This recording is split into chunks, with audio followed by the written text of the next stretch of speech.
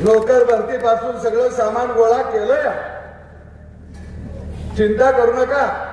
त्यांना वाटतंय त्यांचं सरकार येणार नाही, पण आमचं सरकार गावगाड्यातला शेतकरी, शेतमजूर, उद्योजक, व्यापारी आणि आमची लाडकी बहीण 180 पेक्षा जास्त जागा आणणार आहे. आता काय लोक भावनी करते ती साहेबांना मुख्यमंत्री व्हायचा आहे, संधी आली आहे. कशी संधी? तिथे 145 गडी लागते ती. तिथे काही छपराला मिळतं द्यायचा आहे, त्याचा द्यायचा आहे. कशी संधी?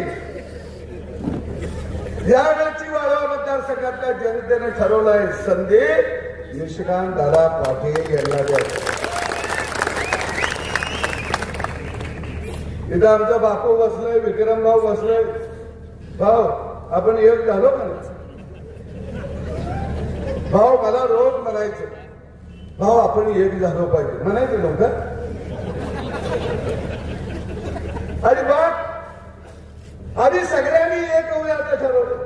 त्याचा फायदा काय झाला? जसं म्हणतात ना एकावर एक फ्री, तसं आबा आला आणि कोऱ्यांना बी आलं.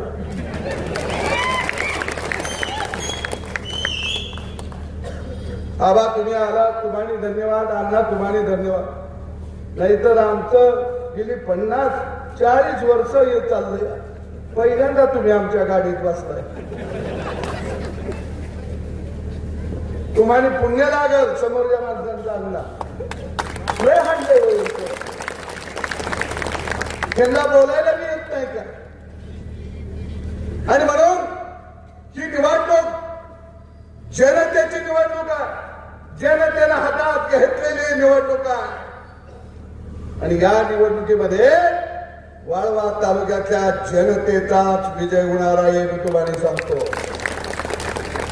ते काही करू दे, कारण या तालुक्यामध्ये